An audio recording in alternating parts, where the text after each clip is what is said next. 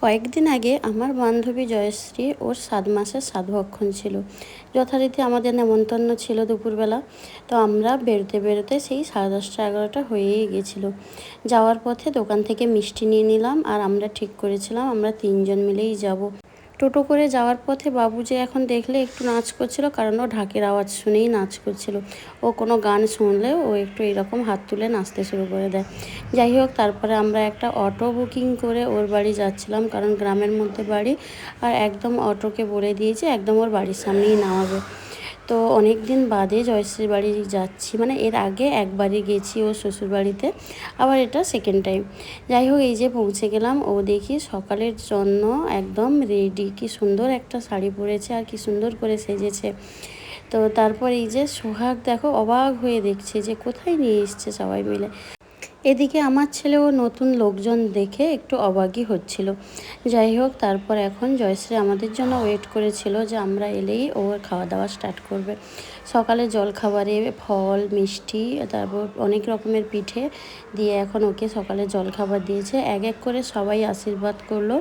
আমাদের এদিকে না এইভাবেই রিচুয়ালস থাকে যে স্বাদে সকালবেলার জলখাবার, মানে সকালবেলা ফল মিষ্টি দিয়ে স্বাদ হয়, তারপর দুপুরবেলা ভাত তরি তরকারি এইসব দিয়ে স্বাদ হয়। যাই হোক, এই যে এখন এক এক করে সবাই আশীর্বাদ করলো। আর এখন দেখো সোহাগ চুপটি করে ওর মিমির কোলে বসে আছে। দেখে মনে হচ্ছে না ছেলেটা আমাদের কি শান্ত, কিন্তু একদমই শান্ত না। ওর মিমি ওর হাত দুটো ধরে রেখেছিল, হাতটা ছাড়ার সঙ্গে সঙ্গে একটা কলা টুক করে তুলে নিয়েছে, আর একজন মিষ্টি তুলে নিয়ে মিষ্টি খাচ্ছে। যাই হোক, এইদিকে দেখো আর একটা ছোট বাচ্চা ছিল, ওকে বলা হচ্ছিল, ও একটু আমাদেরকে দেখে একটু লজ্জাই পাচ্ছিল। সত্যি ভাবতে অবাক লাগে, আমরা কলেজে একসাথে পড়াশুনো করেছি আর এখন এক একটা সন্তানের মা।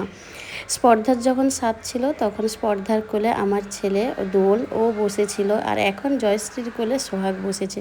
এই প্রত্যেকটা মুহূর্ত যে আমাদের প্রত্যেকের কাছে কতটা মূল্যবান সে তোমাদের বলে বোঝাতে পারবো না। আমরা কতটা খুশি আমরা বান্ধবীরা মিলে। এই দেখো, তারপরে আমরা ফটো তুলছিলাম একসাথে। এখন বসেছি, ও কিছুই খেতে পারেনি, আর আমরা বসে এখন ওর খাবারের ভাগ বসিয়েছি, আমরা বসে খাচ্ছিলাম।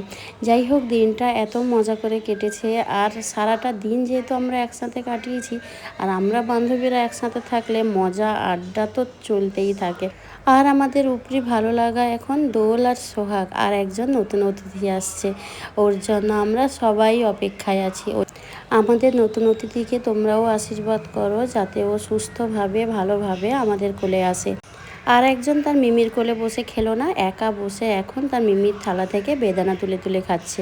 এই মুহূর্তগুলো কেমন লাগলো অবশ্যই জানিও কিন্তু। টাটা।